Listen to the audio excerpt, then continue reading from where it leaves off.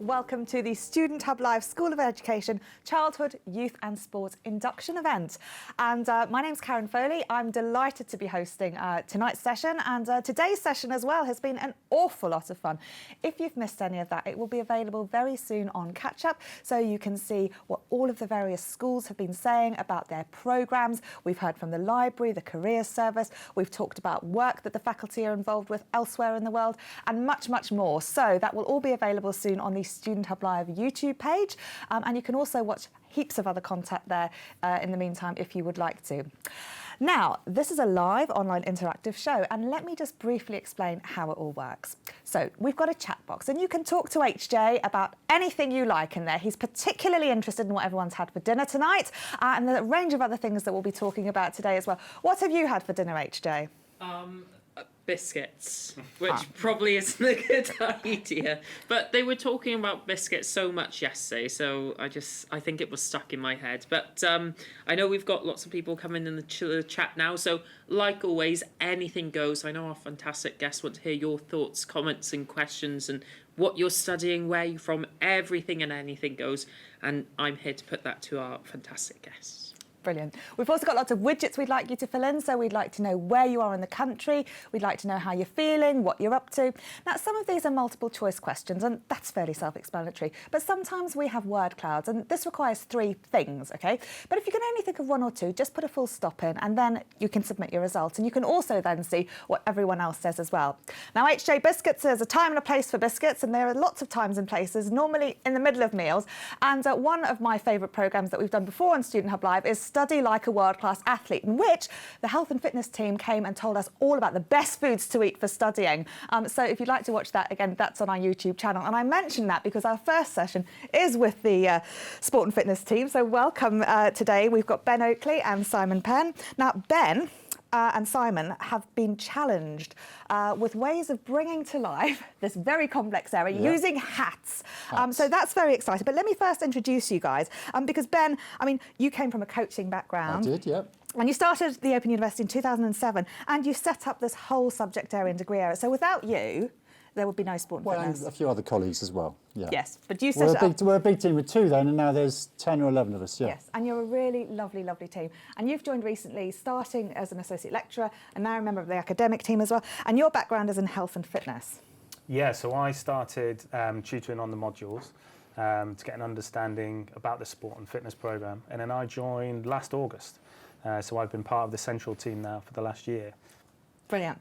So the hats challenge then. The first thing I'd like to focus on is some of the stuff that you guys have been learning about, OK? So our new students, they're going to be learning lots of things, not only about stuff, but how to do certain things. So what learning have you both done, and how are these props going to help demonstrate how fabulous that's been? Well, shall I start? Yes. With this yellow thing here. This is what I've been learning. I learnt this last February and March. So this stuff is, it's called a ski skin.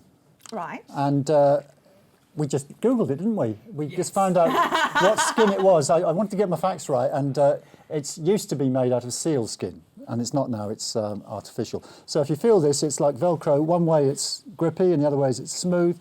So what you do is, and on the back side, you really very sticky glue, which has to last 10 years. You stick that on your ski, put that around the end, and it goes right down. See, there's the other end there. And this allows you to walk uphill.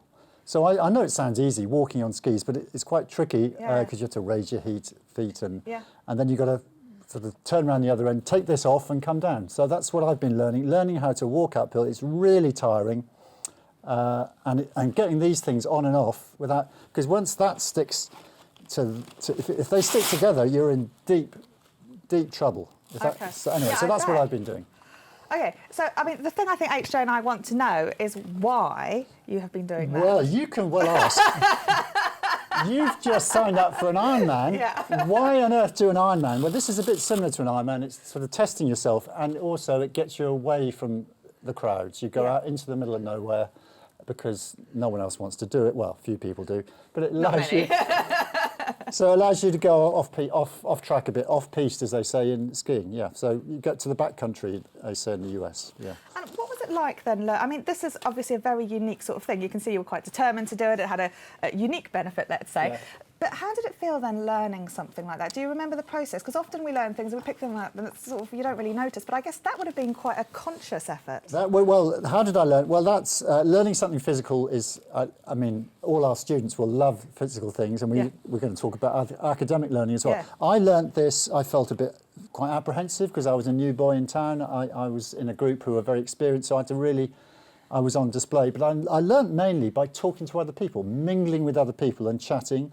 I went online quite a lot to check things out.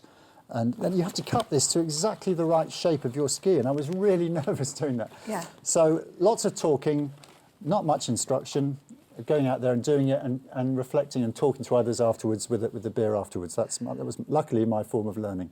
But there are clear parallels here between this sort of stuff that you're doing and stuff our students are going to be doing, because I mean there are lots of students who've overcome lots of different problems, and I can imagine in a similar way to, I guess, you going on forums saying how do I cut this, and you know, people who've done it beforehand, our students are going to be doing that too. Well, there's a huge amount of learning through online and through talking to other people, and there's some value in people telling you how to do stuff. The most useful thing is I found 2 or 3 videos. I think, oh, this person says that, this person says that. Sometimes they're contradictory, and you have to work out what. Then you phone a friend. Then. Yeah. But it's that whole thing of, I guess, evaluating the information. You've got to make a decision because you're the one cutting that. And you've got to look. Well, how much do I trust what this person is saying? So it's partly about the credibility of the source, and that's something we do on our courses. You can imagine we look at different types of sources, stuff that you can be fairly rely on, and stuff that you might be a bit wary of. Okay, no, that's brilliant. And our library have done some excellent sessions on that, on using various frameworks to make sense of information and evaluate it. HJ, you're joining in the hat conversation, are you? So I'm going to ask, what is your hat all about then? I haven't quite decided yet. I think I think I want to know from our guests what their hats are for first, and then I'll come to a conclusion about mine. It, are you? I just saw some hats and I thought I'd join in, to be honest. But maybe some people at home have an idea about what my hat's for, or maybe there's a particular hat that people like at home. Okay, well, let's leave the hats for a minute. Now, you're doing something really interesting, Simon. So in addition to, I guess, your teaching and your involvement as an academic member of the team, you're also doing something else, aren't you, that's going to be really new? I am, yeah. So I've signed up to do an educational doctorate. So it's similar to a PhD. It's once you've completed a degree program, then you usually would complete a master's, and then you would do more postgraduate, and you do approximately about 5 years of part-time study. So it's kind of building on, doing more studying. So I've signed up to start in October, and I'm going to be looking at feedback. Okay. So particularly my interest in how can we look at the feedback that we give to our students, and how effective is it? Can we look at changing it slightly to make it even more effective? So for the next 5 years, I'm going to be looking at how well we deliver our feedback to students and whether we can improve that as we go on. And a doctorate isn't taught, is it? There's no one teaches you. You're directing your own study in a way. You're doing research to investigate something, and you've got people advising you. But there's not, unlike a degree where there's teaching, you're teaching yourself, aren't you? Yeah, mostly. For a PhD, you're kind of doing all the research on your own with a supervisor.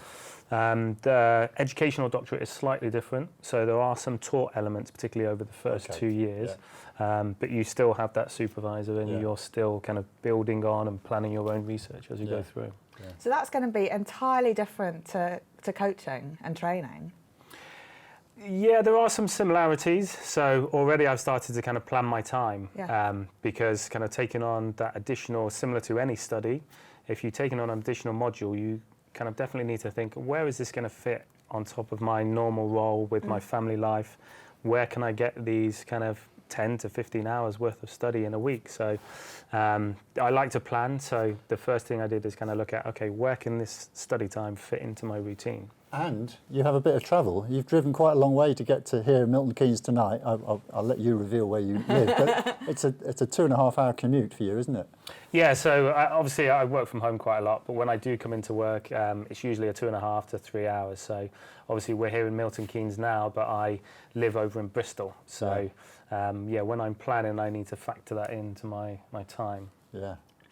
Now, this time plan, I'd really like to see how you're going about doing this, and I guess if there are any parallels we can sort of get from the department around that. Because I guess the difference between what you're doing and what some of our students are doing is that they're going to get their study planner, and it's going to be broken down quite nicely. I mean, they're really lucky. They know how many audiovisual materials they've got to look at, what they've got to read. You, on the other hand, are going to have all this like nebulous stuff, like thinking about things and these bigger sorts of questions. And sometimes, you know, you don't have those clear goals like students at maybe level 1, 2 and 3 will have in their modular material. So how are you going to break this down? Well, you can see here, hopefully you can see here, this is kind of my timetable plan. So I need to kind of, like we've just talked about, we have different commitments in our time plan. So you'll see, hopefully you can see in the orange is my work. So 9 to 5, you'll see the blue line across the middle is my lunch break. And I don't have a lot of time already, so You I've have a now... lunch break? Well, no, I'm Lucky now you. training. So instead of having lunch, I'm training. So I'm doing some exercise, again, to break up that time of work. So I need to kind of have a little bit of kind of relaxation away from work to make sure I'm more productive. So I try and put my exercise in the middle of the day. And the yellow time that you can see on the timetable is about family. So first thing in the morning before I start work, I've got to take my 4-year-old to school. And then later on in the evening, I'll kind of spend some time with the family as well. So I've got training to put in, I've got family time to put in, and I've got work to put in. So then you've got to think, where can I put these little study blocks? So you'll see from the timetable that the pink is where my study is going to come in. Now at the minute, that's just planning my time. So it might get to a Saturday morning and I've planned to study from 8 till 12. But similar to training, you'll see some of my lunch time sessions. I might have a run on one of the days and a bike on one of the other days. But I also need to plan even further than that. So what I don't want to do is get to my lunch break and go for a run and think, well, how long am I going to run for? Where am I going to run? What intensity am I going to run at? So again, I like to plan even further. So I know particularly what I'm going to do on a Wednesday if I'm doing a run on a Wednesday. Similarly, on a Saturday morning, for those 4 hours of study, I need to plan ahead, because if I don't plan ahead, more often than not, I'll just spend most of my time just thinking about what I'm going to think about or what I'm going to study. And that's the same for our students. You have a nice study planner to follow, but particularly when it comes to doing your TMAs and starting to work and get closer towards assessment, you need to start thinking about, I'm going to do this at that time, I'm going to do that at that time, to make your study time more productive. There must be a bit of flex. I mean, that's just a thinking tool to help you structure the week a bit, but you don't tell me you rigidly, you get up at your desk at 12 o'clock or something for your lunch, do you? Or Obviously, I'd love to stick to this timetable, but you're right, yeah, this has to be flexible. So today, obviously, I wasn't dropping my 4-year-old off at school today, and I've had a 2.5-hour commute. So yeah, then you have to kind of factor things and move things around to try and make sure at some point something's going to drop, whether your time for exercise is going to drop or time for family is going to drop. Particularly as we start to get closer to assessments, we tend to spend more time in this kind of study time. So yeah, your timetable, plan ahead, but it needs to be flexible as well. Yeah. Now, you mentioned something really interesting about this idea around goal setting and training that I'd like to unpick a little bit. Because what you're saying is, you know, I don't know what intensity or duration or various things you're looking at. And it strikes me that, like, in that study option, I mean, I might write something like literature review on my to-do list, and that would be really unhelpful, especially if I had 4 hours, because I probably wouldn't break it down so much. So how do you go about using some of those techniques that you might sort of use in training, like thinking about how long, how far, what's going to be included, how hard you're going to push, what you're going to do in those sort of sections of work overall within these areas, particularly the study? So I think with a training program, so I'm currently following a 12-week training program building up to 10-kilometre race.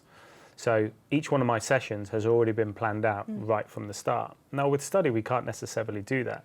As I said, we do have the study planner. So with the study planner, you know, in the week 1, you've got these content to cover. So what you can start to do is kind of start to cover those content slowly with your study time. But when it comes to writing a TMA, you then need to kind of plan ahead for that TMA. So you might look at, okay, on that Sunday morning, I'm going to work on the introduction. Yeah. And for the introduction, as you've gone through your study planner, you might have highlighted certain elements of the study topic that are going to help with your introduction.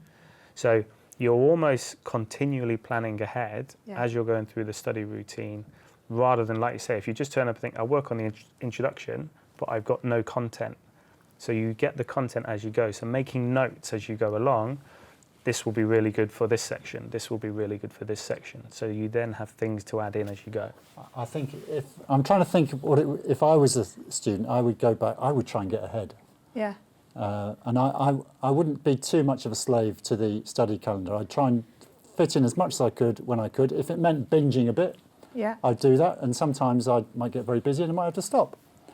And so I think you could get very stressed about, am I on schedule or not? The main thing is the assessments. But Yeah. so I think we all have different approaches, and my approach to running and exercise and training is, I'll try and get 3 sessions this week, and if I get 2 in, great. If I get 3 in, fantastic. I might even get 4 in. I'm a bit. I flow with the wind a bit. Maybe Yeah. I haven't got so many commitments as you because I haven't got young kids and I've got lots of dogs instead.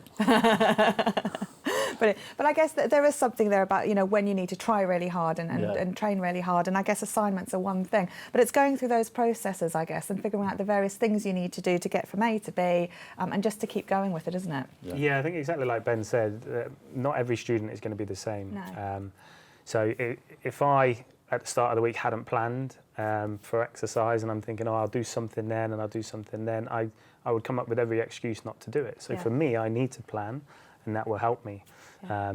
And again, that's as a student, you need to look at how do you study and Yeah. how do you study best, Yeah. and kind of work out your own routine to help you with your studies. Yeah, I used to read stuff and then go for a run and see how much I could remember and then look back at it. Yeah. And often I'd forget things or I couldn't quite remember stuff, and it was really helpful because I guess I could just shift away the stuff that I had known and then focus on bits I didn't. I think walking, running and sleeping, Yeah. There's a lot of learning going on there. You might Yeah. not feel like it because you're processing everything. Yeah, and they aren't factored on this plan, Yeah. are they? That rest and relaxation and just time to mull things over. And I guess you're going to need a lot of that on the EdD, that thinking space as well. Yeah. Right, let's go and see HJ how everyone is at home. We're doing really well. I'm just surprised at how organised some people are, because when doing my module, I definitely wasn't. I knew what I had to do by the end of the week, and then I just tried to do it. And by Saturday, if I didn't do it, well, that was my catch-up day. But a lot of people in the chat are saying that's great, even for level 1, 2, 3 or above. It's great just to have a general idea of how to set it out, so at least you can think ahead a bit and get an idea of what you need to do. And someone has said, think of it like a secondary school timetable. When you get it up and running, you make a habit of it and it becomes successful for you. Caroline, I believe one of your colleagues has said, I'm sorry I made Simon go for lunch late today. I had no idea it was messing up your schedule. Yeah, you tell them, Simon. And Kieran as well, who we had on earlier, said, can you tell Simon I'm watching him from Northern Ireland and he's an inspiration for students and colleagues like me. Oh, there you are. Right, now we've asked you to bring some hats along and talk about the significance of those, because part of the thing that students love about these sessions, in addition to sharing time planning tips, is to meet members of the team and learn a little bit about the academic members of staff. So what hats have you bought and what do they say about you? Well, I've got 2 hats. I couldn't resist. One is a. I don't wear a Panama hat, and I never wear this one because it's quite special to me. I'll just put it on. Why is it special? It looks pretty. Because there's the run silly. of the mill. There's a logo being covered up here. Is there? You've washi taped your hat. I have you? haven't. The producer said we have to cover that up because the Olympic rings have got a copyright. Yes. And we're not allowed to show the Olympic rings.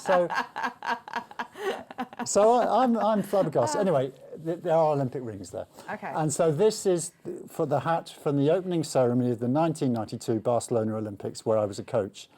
And how old was I? I was mid-20s. Everyone's calculating this. Hang No, on. no. late 20s. Younger. And to walk into the Olympic Stadium for the opening ceremony, behind the flag and everything, all the coaches, all the athletes, Wow. 400 or 500 athletes. You have to wait for 3 hours before you do that. You get held in another stadium next door.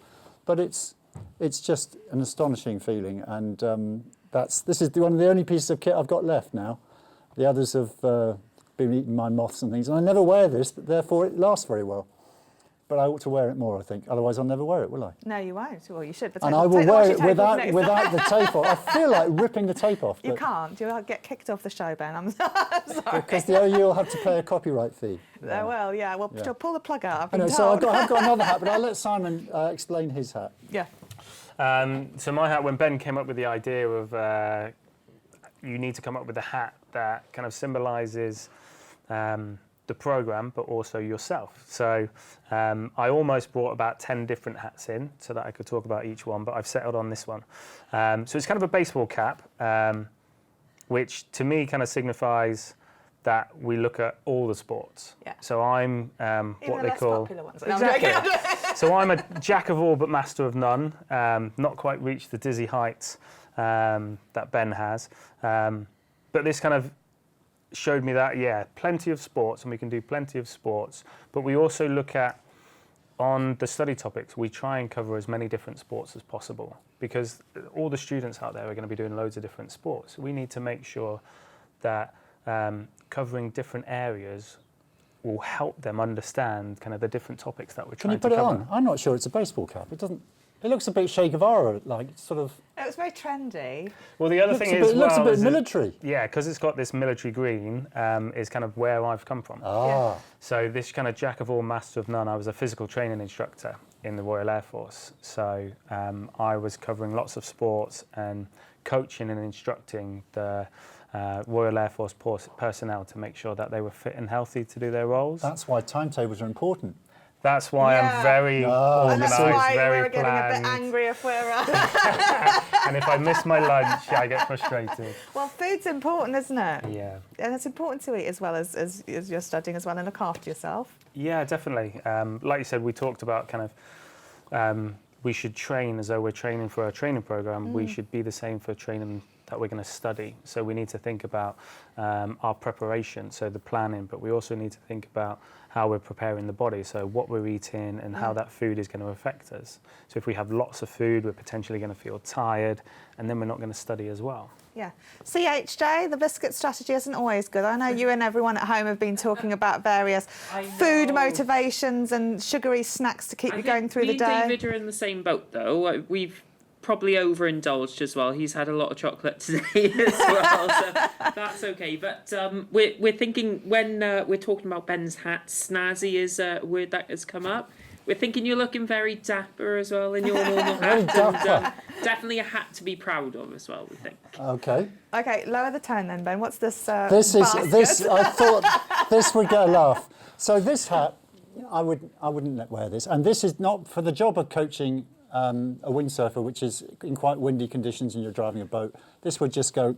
This would Impractical, yeah. blow straight Yeah, off. yeah. So I developed this one. I got this one from a Turkish village, and it makes me look an absolute plonker. Put it on, put it on. It's got a special thing to. I look like a. And the beauty of this hat is it protects your ears and your nose, and it's a sun hat, and it's the wind blows through it, and it stays in my head, and it makes me look an idiot. But it's quite special to me because it keeps this. Because I've been in places like Georgia and Singapore, and you're out there for 10 hours, you get absolutely fried. So you can see why you like spending time on your own with your skis going uphill. What does everyone at home think of that? Not so we're sure. not too sure about it. We were wondering at first if it goes on a pot of tea. Yeah. Some mixed thoughts on that one. Maybe not so dapper. No, I think no. we prefer the other one. Yeah. Well, yes, that's more comfortable, in fact. Oh, Candy says it's brilliant though, so you've got one fan there. Good. So, we've been talking about the time planning and the hats. That's all the hats we've got, isn't it? So you're wishing you bought more now, but no, we've only got time for a few. I wanted to talk about some of the stuff that we'd recommend students do, and we've mentioned the time planning, and there's been some great stuff about managing time. But from your experience as a tutor, what do you think students should start doing first?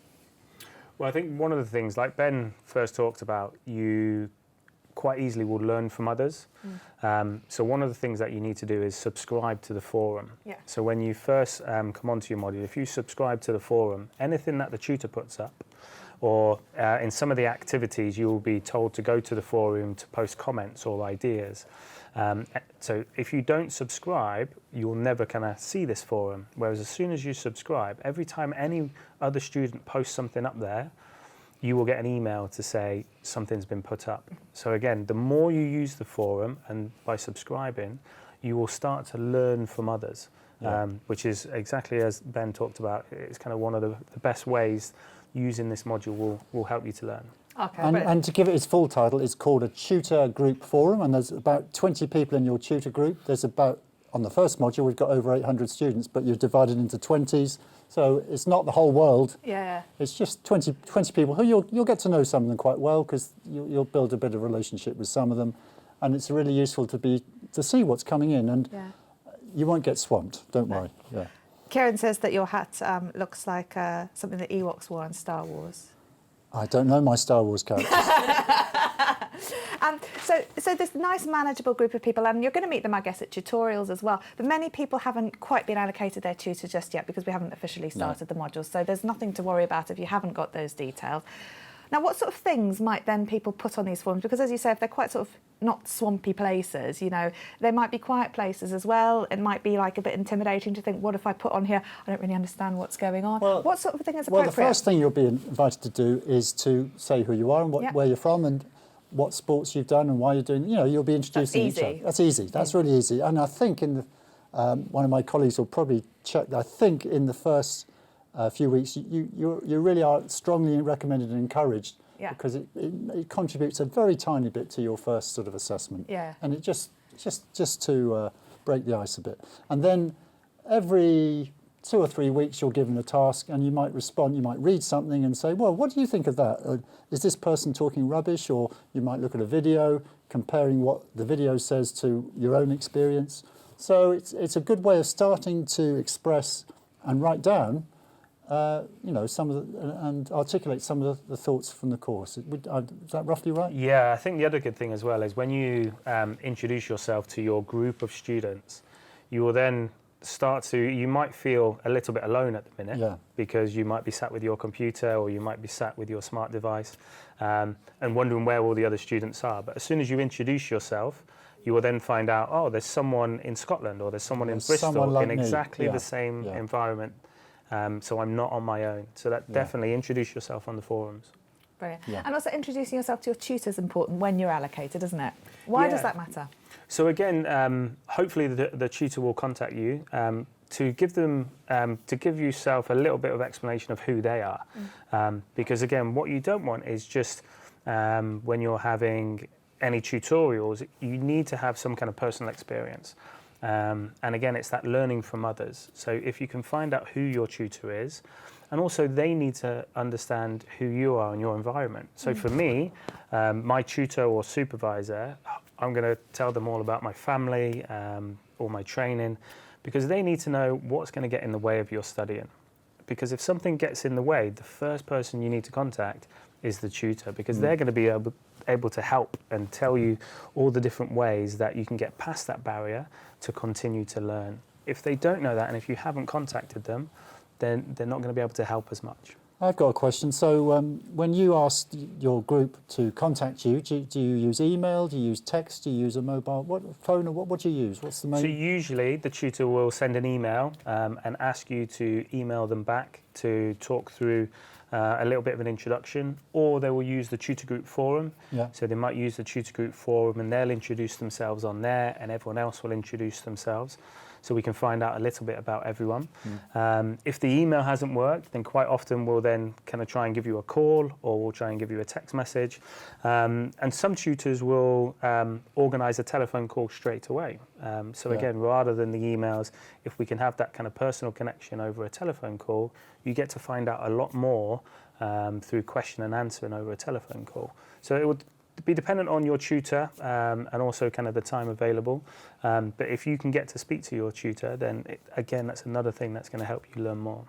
Yeah, because you're developing a learning relationship with them over 6 months, roughly, isn't it?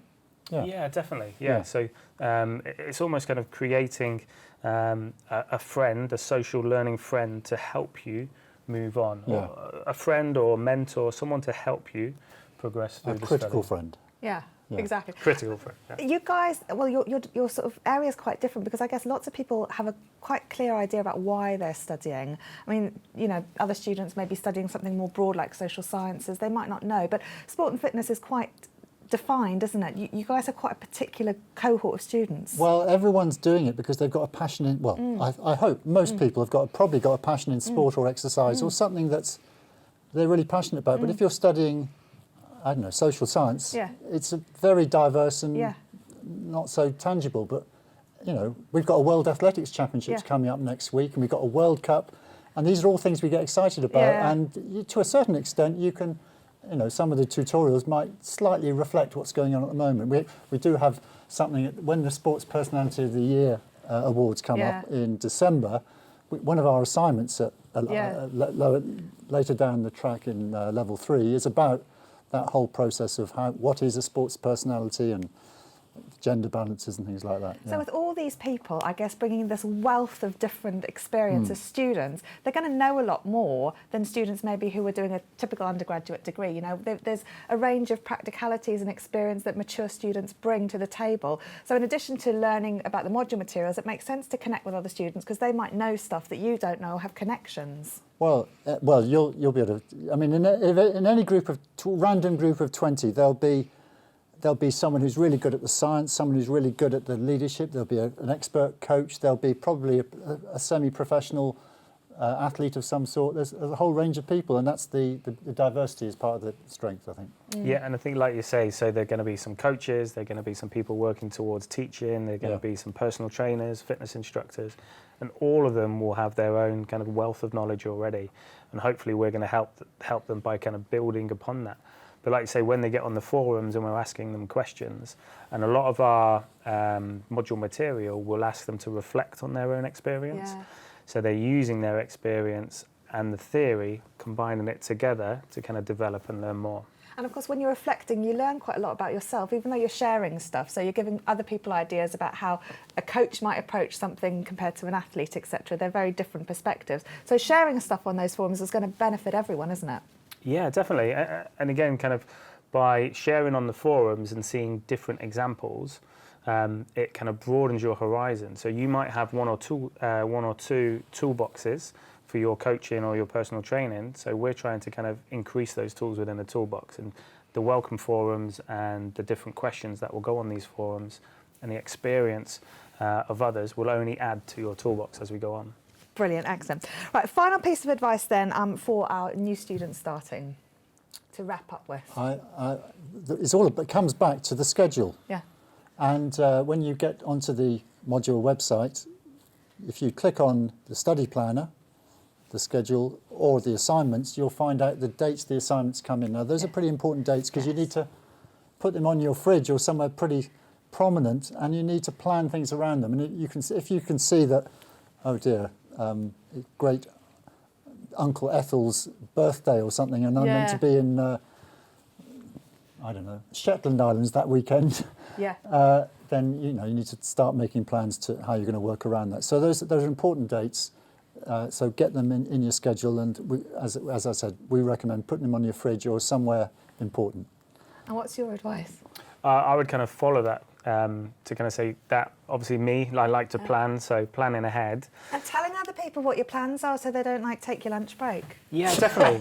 So particularly other people will get in the way. No matter how well you plan, something will always get in the way. And one thing to think about, if you've got those TMA dates, they're set in stone. So ideally, rather than aim to finish on that TMA date, aim to finish 2 or 3 days earlier, because something will always disrupt your studying on the way through. So if you have a little bit of flexibility, then it means that that time will help you. So planning ahead. So Ben, can I finally end with you then on that whole thing? Because sometimes, you mentioned that the one thing you would do is get ahead, and there's this whole idea that sometimes you don't know what it is. It might not be a big birthday in the Shetland Isles. It might just be, something else that you don't know what's going to happen. What would you say about the importance, I guess, of planning just in case? You mean Getting ahead and... Well, I don't think we should. Ideally, you can get ahead, but we have people studying overseas when they're serving in the armed forces.